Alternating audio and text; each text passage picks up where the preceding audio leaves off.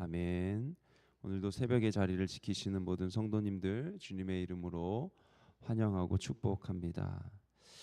우리가 하나님의 말씀을 읽고 또 깊이 생각하고 묵상해야 하는 그런 이유를 찾을 때 어떤 이유가 있을까요? 말씀을 통해서 위로를 받고 또 힘을 얻고 또 좋은 글을 읽으며 감동을 받고 그 다음에 성경의 내용을 알기 위해서 우리가 하나님 말씀을 읽기도 하고 또 묵상도 하고 성경 공부도 합니다. 그런데 그 무엇보다 중요한 이유는, 그리고 우리가 관심을 갖고 성경을 읽고 묵상하는 그 중요한 질문은 하나님이 어떤 분이신가라는 질문을 던져야 합니다. 제가 전도사 시절에 고등부를 섬겼었는데요. 대치동에 있는 대치동 학원가에 있는 교회에서 사역을 했습니다. 근데 학생들이 4월 말 이쯤이 되면은 바로 지금 시기죠. 교회에 오는 학생의 수가 이렇게 현저히 줄어듭니다. 학생들이 다 꽃구경을 가진 않았겠죠. 바로 중간고사 기간이 시작되기 때문입니다. 중간고사가 시작이 준비되면 학교는 아니지만 학원에서 이제 시험 기간을 위한 시험 준비를 위한 보충 수업을 이제 주일에 잡습니다. 특강을 하는 거죠. 그러면 예배는 우선순위에서 자연스럽게 밀립니다.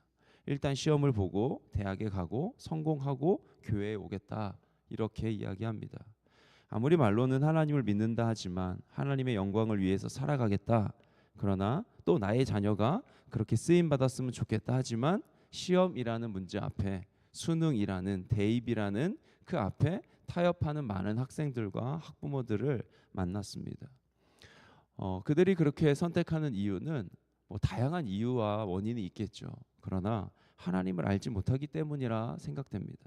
우리의 인생에 하나님이 우리의 인생을 창조하시고 함께 하시고 책임져 주신다는 것을 믿지 못하기 때문입니다. 그래서 두렵고 떨리고 염려됩니다.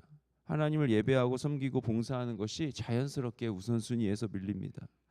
밀릴 수 없는 하나님이 밀리는 거죠. 그러니까 하나님을 알지 못하기 때문입니다. 얼마든지 예배하고 봉사하고 또 최선을 다해서 공부할 수 있는데, 예배함으로 하나님께 주신 은혜들이 있는데, 그런데 그것 말고 일단 눈에 보이는 염려, 근심을 해결하려고 거기에 몰두하는 것을 종종 경험했습니다. 따라서 우리는 그 어느 것보다 신앙생활하며 하나님이 어떤 분인지 하나님을 알아가는 것, 그러니까 인터넷으로 검색해서 아는 것 아니라 경험함으로, 체험함으로, 하나님의 말씀으로 그 하나님을 만나며 알아가야겠습니다. 오늘 우리가 함께 읽은 시편 104편, 하나님이 어떤 분이신지 명확하게 알려줍니다. 이 시의 주제는 창조입니다. 창조주이신 하나님만이 영광 받으실, 찬양 받으실 분이라는 것을 고백하며 하나님께서 행하신 일을 높이고 있습니다. 1절 말씀 보면 나의 영혼아 여호와를 송축하라, 하나님을 찬양하라 라고 고백하며 그 하나님의 위대하심, 존귀와 권위로 옷을 입으셨다라고 고백합니다. 고대 세계에서 옷은 사람의 신분을 표현하는 그런 수단이었습니다. 즉 존귀와 권위로 옷을 입으셨다라는 것은 하나님이 온 세상의 왕으로 웅장하심, 찬란한 영광 속에 계심을 묘사하는 그런 표현입니다. 그 어느 누구도 비교할 수 없는 통치자의 위엄과 광채를 드러내고 있고 시인은 그것을 찬양합니다. 이것이 바로 하나님을 찬양할 근거입니다. 하나님이 무엇을 행하시고 어떠한 능력을 나타내셨고 그래서 하나님을 찬양하고 높이는 것이 아니라 그냥 하나님의 존재 자체, 권위와 위엄으로 옷을 입으실 그러한 하나님의 위대하심 앞에 그 존재 자체, 그 어느 누구도 흉내낼 수 없는 권위와 위엄을 갖추신 그분, 그 하나님은 하나님 존재 자체로 찬양받기 합당한 분이십니다. 이어지는 2절에서 4절 하나님의 위대함이 계속 고백됩니다. 하나님은 빛을 입으신 분, 하늘을 천막처럼 펼치신 분, 누각에 들보를 놓으신 분, 구름으로 수레를 삼으시고 바람 날개를 타고 다니시고 바람을 심부름꾼으로 삼으신, 번갯불을 시종으로 부리시는 그런 분임을 시인이 고백합니다. 그러니까 우리는 시간과 공간의 제한을 받고 살아가는 우리로서 상상할 수도 없고 깨달을 수도 없는 그러나 그렇게 고백하고 노래하고 찬양할 수밖에 없는 하나님의 위대함입니다. 5절에서 9절까지는 땅과 물의 경계를 나누시는 그런 하나님의 모습이 등장합니다. 하나님은 땅을 창조하셨습니다. 땅의 기초를 세우시고 영원히 흔들리지 않게 주님이 그렇게 창조하셨습니다. 여기서 땅은 우리가 눈에 보이는 땅뿐만 아니라 땅의 깊은 곳까지, 지하 세계까지 아우르는 그런 표현입니다. 모든 생명은 땅에서 시작되고 땅으로 돌아갑니다. 마치 하나님의 창조 사건을 회고하듯 그렇게 창조주 하나님을 계속해서 찬미하는 시인입니다. 6절 말씀을 제가 세번역 성경으로 한번 읽겠습니다. 옷으로 몸을 감싸듯 깊은 물로 땅을 덮으시더니 물이 높이 솟아서 산들을 덮었습니다. 아멘. 땅은 깊은 물로 덮였습니다. 깊은 물은 원시의 바다, 즉 창세기 1장 2절에 나오는 물입니다. 그리고 흥미롭게 물이 산들 위에 있습니다. 이때 하나님은 물들을 향해 꾸짖고 그의 우레소리에 물들이 분주하게 움직였다라고 표현합니다. 자연의 물질 세계를 향한 명령에서 하나님의 위엄이 드러나는 것이죠. 그분의 존재감을 감출 수 없습니다. 우주적인 왕으로서 창조의 하나님을 계속해서 고백합니다. 위협적인 하나님의 꾸짖음에 물들은 도망가고, 그렇게 표현하는 것이죠. 물들은 도망가고 산들과 골짜기들이 올라가고 내려가는 그러한 장면이 펼쳐집니다. 8절입니다. 주께서 그들을 위하여 정하여 주신 곳으로 흘러갔고 산은 오르고 골짜기는 내려갔나이다. 9절에서는 하나님께서 물의 경계를 나누어 물이 넘치지 못하게 하시고 다시 땅을 덮지 못하게 하십니다. 사람과 하나님이 소통하듯이 온 세계가 하나님의 명령에 복종하고 하나님과 소통하는 듯한 그러한 창조의 모습을 찬양하고 있습니다. 이어지는 오늘 읽은 마지막 부분 10절에서 18절까지는 숲과 또 각양 짐승을 창조하신 그러한 하나님을 찬양합니다.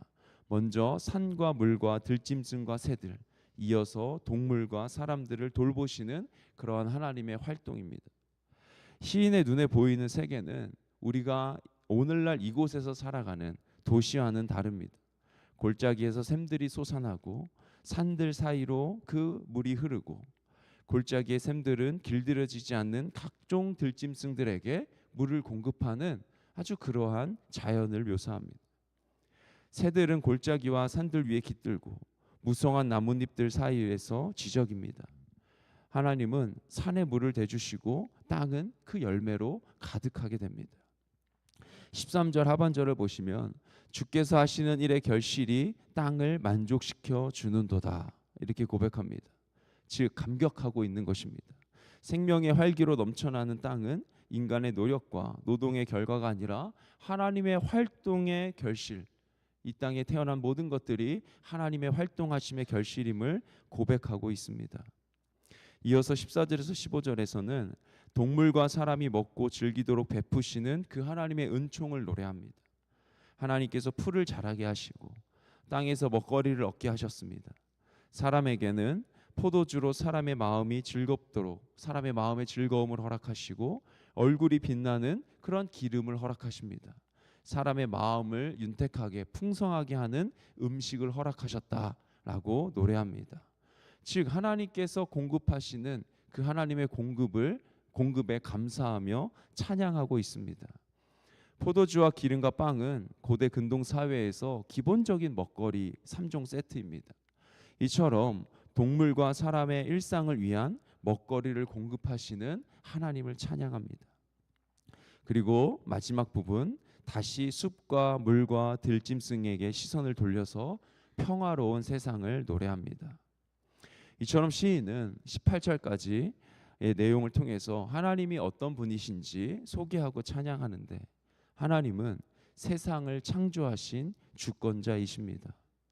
또한 땅이 흔들리지 않게 세상을 덮었던 혼돈의 세력인 물의 경계를 통해서 혼돈을 다스리시는 권능의 하나님이심을 시인이 고백하고 찬양합니다. 마지막으로 생명을 보호하시는 사랑의 하나님이십니다. 혼돈의 물이 생명을 살리는 물이 되었고, 하나님이 정해주신 대로 골짜기를 형성하고 모든 짐승과 사람들에게 먹거리를 제공하는 그러한 사랑의 하나님을 찬양하고 고백하고 있습니다.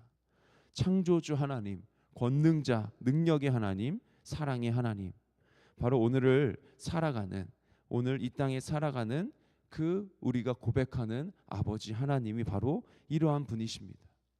창조하신, 능력이 많으신 사랑의 하나님, 이 놀라운 은혜를 고백하고 우리도 이 시인의 고백과 함께 그 주님을 찬양하고 감사하는 오늘 하루의 삶, 그렇게 월요일을 시작하시는 모든 성도님들의 삶이 되시길 주님의 이름으로 축복합니다. 기도하겠습니다. 살아계신 하나님, 창조의 하나님, 주님을 찬양합니다. 우리의 모든 삶의 걸음걸음이 하나님의 인도하심 속에 있고 하나님의 사랑 안에 있음을 다시 한번 고백합니다. 시편 104편의 시인이 여호와를 송축하며 그 하나님을 고백하고 찬양했듯 오늘 우리의 삶에 그 위대하신 하나님을 고백하고 찬양하며 감사하는 우리 모든 성도님들의 삶, 저의 삶이 되게 하여 주옵소서. 도심의 복잡함 속에서 살아갈 때에 가끔은 자연 속에 가서 그 하나님의 섭리를 고백하고 찬양하는 우리의 삶이 되기를, 그곳으로 인도하시는 주님을 높이는 우리의 삶이 되기를 간절히 소망합니다. 월요일을 시작합니다. 이번 일주일도 늘 주님과 동행하며 사랑의 하나님을 경험하는 우리 모두가 되기를 간절히 소망하며 살아계신 예수님의 이름으로 기도드립니다. 아멘.